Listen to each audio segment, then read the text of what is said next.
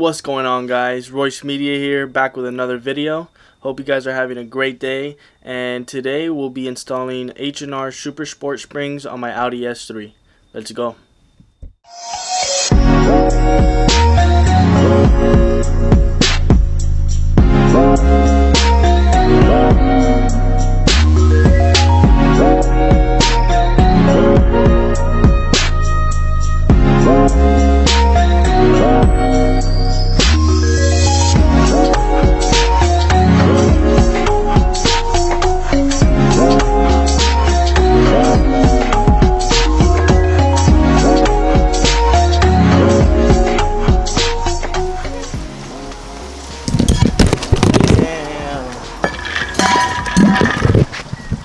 We're live.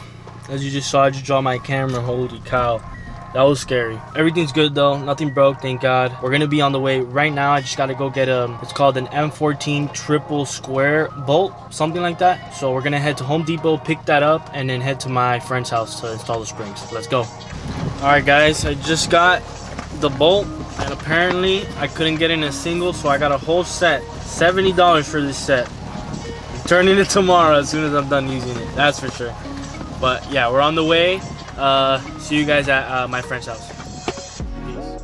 So getting into actually taking out the shock, you will need a special tool which we actually handcrafted ourselves, which is called a strut spreader. Now what this does, it separates the strut from the shock that is holding the shock together very tightly. You have to spread it open to release some tension on the bottom of the shock so the shock completely comes out. Now this is very important. We realized this was the most important tool of the whole entire process because this really helps with completely taking the shock out and, you know, getting more of that wiggle room that you need to place that shock right back in. After a long, hard day, 5 hours straight, trying to get the front struts out. Oh my God, let me tell you. Whatever, they're out now. We figured it out. Once we got the front right off, the front left took 5 minutes. And we're gonna mount the front springs on and then work on the rear springs.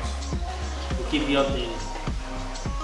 One thing we did notice that is very important for Audis with magnetic ride control is that the plate that settles on the bottom of the shock will slip out, and in order to put it back in, the shock needs to be out of the strut because you will not be able to place that in with the shock completely in.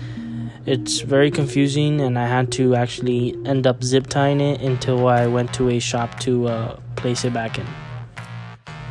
As far as mounting the front shocks back in, as I said, you really need that strut spreader to open up the struts a bit so you can wiggle that shock right back in. Now, as soon as you wiggle it in, it will stop to where it originally was in. So you don't have to really worry about that. Other than that, we did have some trouble, as you can see in the video. I did have to leave my car there overnight so we can finish in the morning. And he ended up finishing up the 2 front shocks in the morning, so I do not have video of that. But I will show you the finished product now.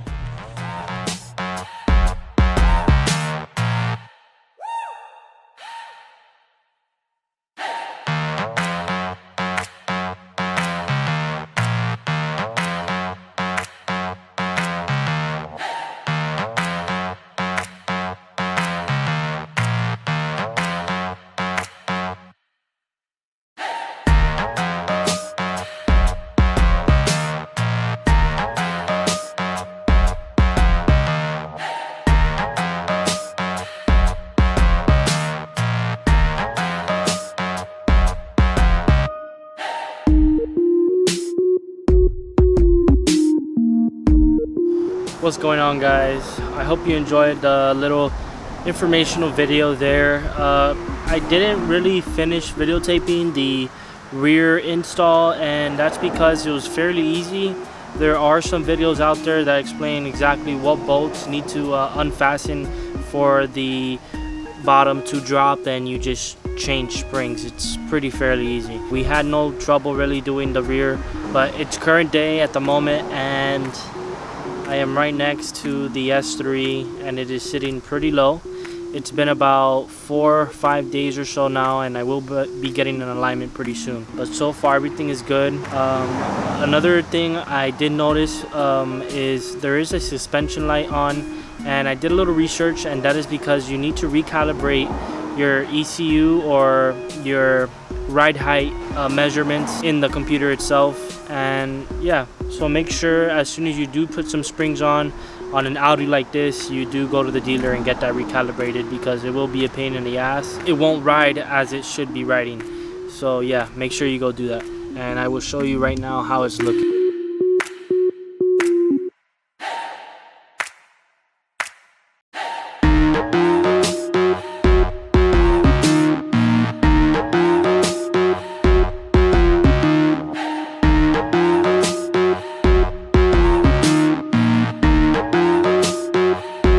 Thank you guys for watching.